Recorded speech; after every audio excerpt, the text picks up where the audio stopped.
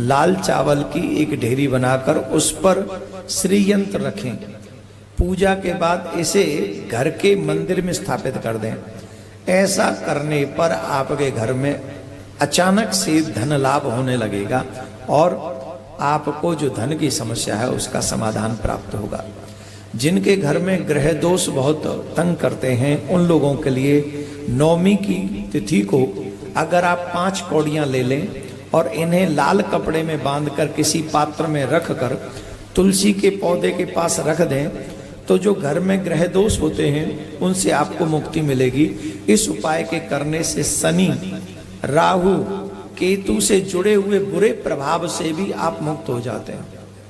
करना क्या है, 5 कौड़ियां ले लेनी है और लाल कपड़े में बांधना है और लाल कपड़े में बांधकर आपके घर में जो तुलसी का बिरवा है उस तुलसी के बिरवे में जिसका शनि खराब हो, राहु खराब हो, केतु खराब हो, उनका हाथ लगवाकर उन्हीं के हाथ से तुलसी के उस बिरवे में रखवा दें।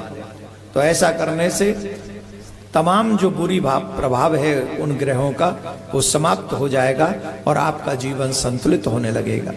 और ये एक और उपाय प्रत्येक सुहागिन स्त्री के लिए है। माताएं चाहती हैं कि हमारे घर में सुख बना रहे, माताएं चाहती हैं हमारे घर में शांति बनी रहे, माताएं चाहती हैं कि हमारे घर में यश वैभव बना रहे। सब चाहती हैं कि नहीं चाहती हैं? लेकिन वो सब होगा कैसे?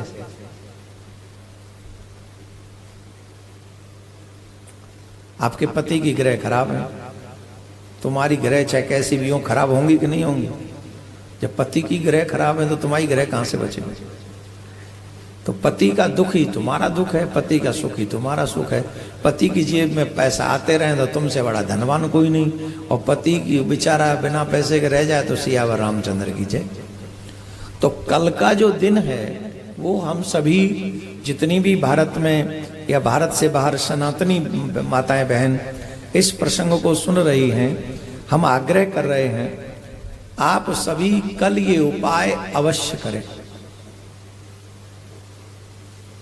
अवश्य करें कल ये उपाय। जितनी भी सुहागिन है, भारतवर्ष की सनातनी माता बहन जो सुहागिन है वो आखिरी नवरात्रि में नवमी तिथि को माता को सुहाग की सामग्री अवश्य अर्पित करें।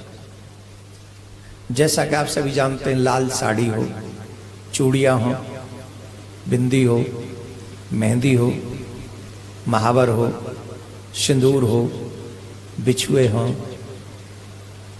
पैसे वाले हो तो मंगलसूत्र हो, जो भी सुहाग जो आपको अच्छा लगता है धारण करने में, जो भी सुहाग की वस्तु हैं, वस्त्र हैं, लाल साड़ी होनी चाहिए, लाल चुनरी होनी चाहिए, लाल चूड़ियां होनी चाहिए, कुमकुम होनी चाहिए, सिंदूर होना चाहिए, मेहंदी होनी चाहिए, बिछुए होने चाहिए, लाली इत्यादि जो भी आप लोग लगाते, काजल इत्यादि सभी माता रानी को अवश्य अर्पित करने चाहिए। तो इसका प्रभाव क्या होगा, जब आप ये अर्पित करेंगी तो माता रानी आपके पति पर प्रसन्न होगी, और आपके पति पर प्रसन्न होगी तो क्या होगा, बोले उनके जीवन में आने वाली बाधाओं का नाश मां भगवती कर देंगे, परेशानियों को दूर उनसे कर देंगे।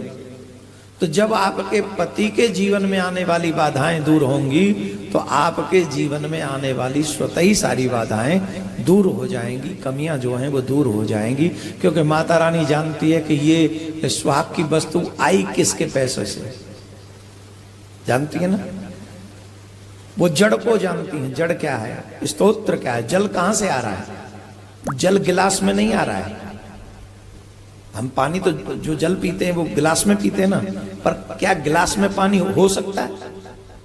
उसका स्तोत्र क्या है, उसका स्थान कहां है जहां से मिलता है? वो कुआं, वो नदी।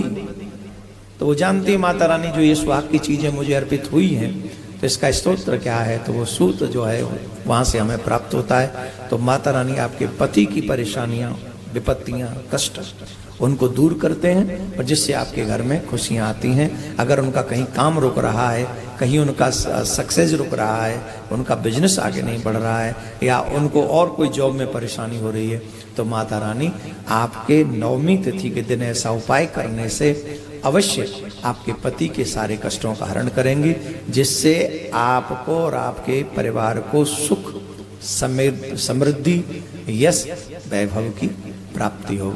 लेकिन मेरी परीक्षा लेने के लिए मत करना है सब। माँ हमारे जिनके हम गुरु हैं वो ये सोचेंगे हमारे गुरुदेव ने ऐसा कहा है, तो गुरुदेव के वचन झूठे नहीं हो सकते। या जिनके गुरु नहीं है वो कहें व्यासपीठ पर बैठे हुए एक विप्र ने ऐसा कहा है, ब्राह्मण ने ऐसा कहा है, तो वो भी झूठ नहीं हो सकता।